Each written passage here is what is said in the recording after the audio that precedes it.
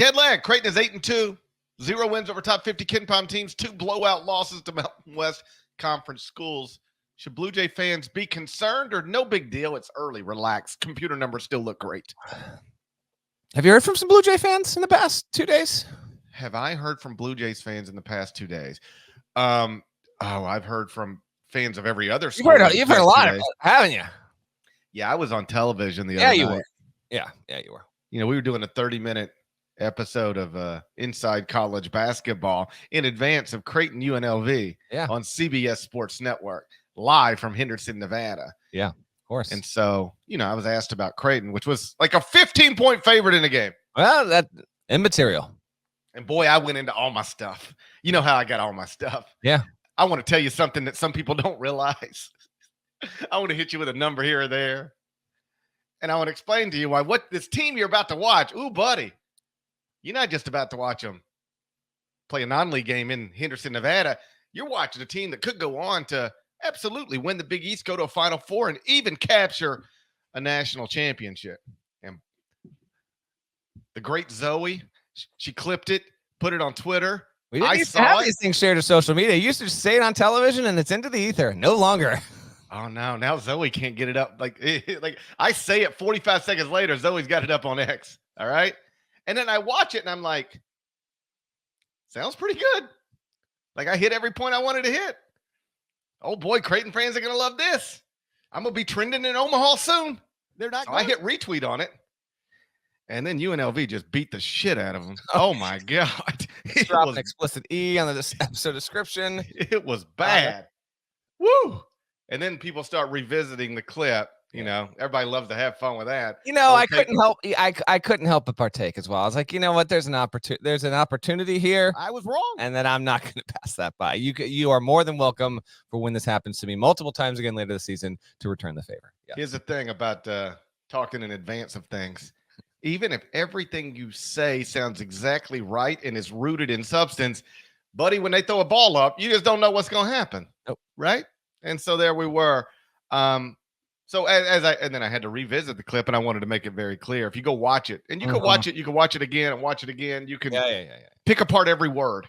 Nowhere in there did I say Creighton's going to beat UNLV. Never once said that. Never once said that. In fact, the only reason I was talking about Creighton the way I talked about Creighton is because typically going into a game, like in the D block, it will be like, all right, let's get picks from the desk.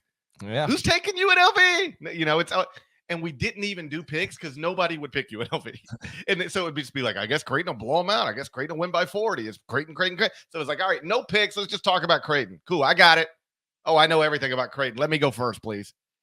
And we didn't even do picks. But so we did. My point is in the clip, I never once said Creighton would beat UNLV. Yeah. I said Creighton could win a national title, but I never said Creighton would beat UNLV. And here's the great thing. You will not have to beat UNLV to win a national title. I don't know if you can lose to UNLV and still win a national title. Therein lies the rub, my friend. UNLV is 4-4, 101 at KenPom, has losses at home to Southern, dropped one against Loyola Marymount, beat Florida State, but who hasn't beaten Florida State these days?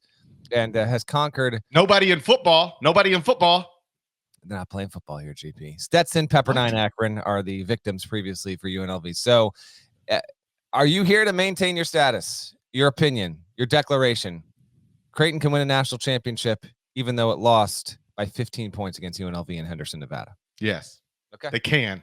As in it's possible. Yeah, it's possible. I think Jared Burson would back me up on this one. I don't know if he would, actually. I think Jared Burson would back me up on this one. Not that convinced that is the He's case. The man who he discovered ESPN Stats and Info. He did not, but I'm sure the people at ESPN Stats and Info appreciate every single time you make that claim on the show. He did. He invented it.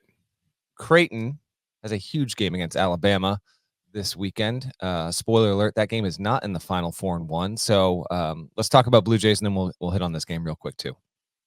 It is an oddity here that Creighton has looked really good against non-Mountain West schools, but when they get caught in the MW, you've heard of the CW, this is the MW. When they get caught in the MW, it goes real wrong, because the other loss, you may recall, is against Colorado State, and that was by 21 points. Meantime, Creighton's most notable wins outside of Mountain West play are against Iowa, Oklahoma State, and Nebraska were both roadies.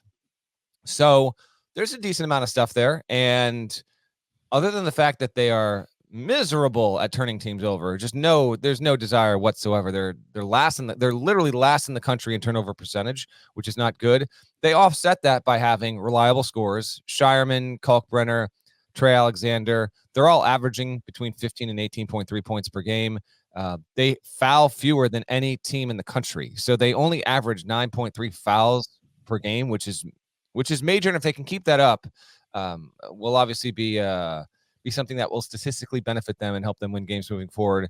And they also make 12.1 3-pointers a game, which is second in the country. So they have stuff to offset that. It actually sets up for a pretty fascinating game against Bama, because Alabama is averaging 93 points a game, shooting 49% from the field, and is shooting 41% from 3-point range. So this actually could be a pretty damn entertaining matchup here.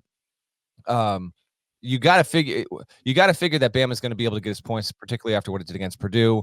But Creighton has managed to keep teams to 65 points a night, and total. Keep this in mind for this Bama Creighton game.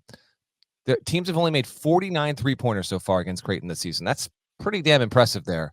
I still buy Creighton. The loss against UNLV is super weird. And if we get talking on our next show about, Bama having won, and here's a programming note. Oh, by the way, because Saturday is so loaded and GP's got some scheduling stuff on Sunday that's just going to make it a tighter squeeze than normal. You will be getting, stay up on Saturday.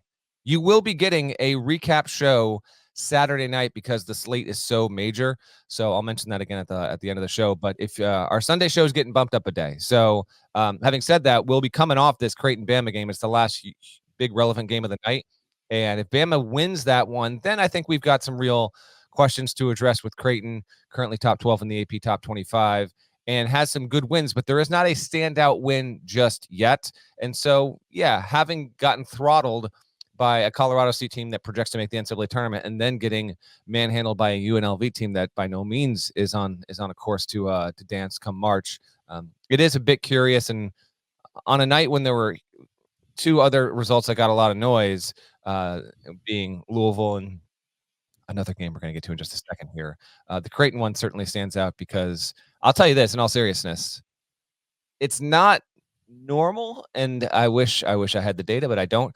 I'd love to know how many times an eventual national champion lost 2 games by more than 15 points in the non-conference. I'm sure it maybe Text Jared Burson. It maybe has happened, but that doesn't seem to be a positive signal. Not that they can't overcome it, but that is the case right now with Creighton. And those 2 games, by the way, came against teams outside the Big Six structure. Well, the good news is they don't have to play another Mountain West Conference school, not at least till the NCAA tournament. What if they get a Mountain West school in the first round of the tournament, though? That's buddy. Yeah, I heard Joe Scott was on the phone. And hold on, yeah.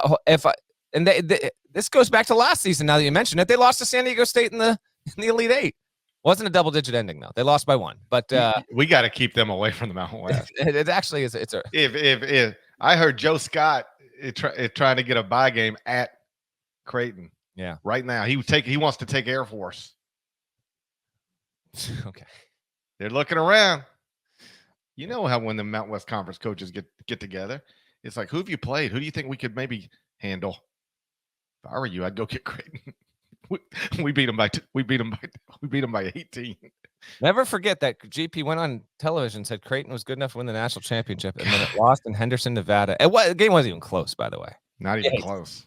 Yeah. They didn't. It was like they were down a bunch, and then they just stayed down a bunch. You know what you did, and the thing is, you delivered it so well. You were like, hey, listen, all you fools, I got news for you. This team isn't just good enough to go to the Final Four.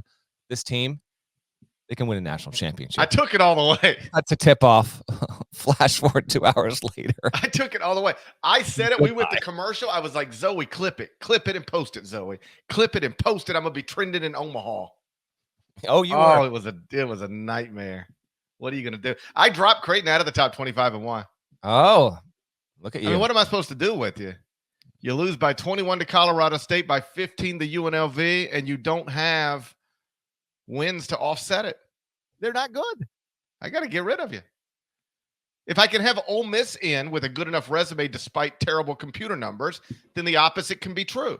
I can have Creighton not in, even though they have great computer numbers, because the resume is not good enough. Argue with yourself. I'm good. Argue with yourself. So, hey, Saturday night, we're going head-to-head with SNL.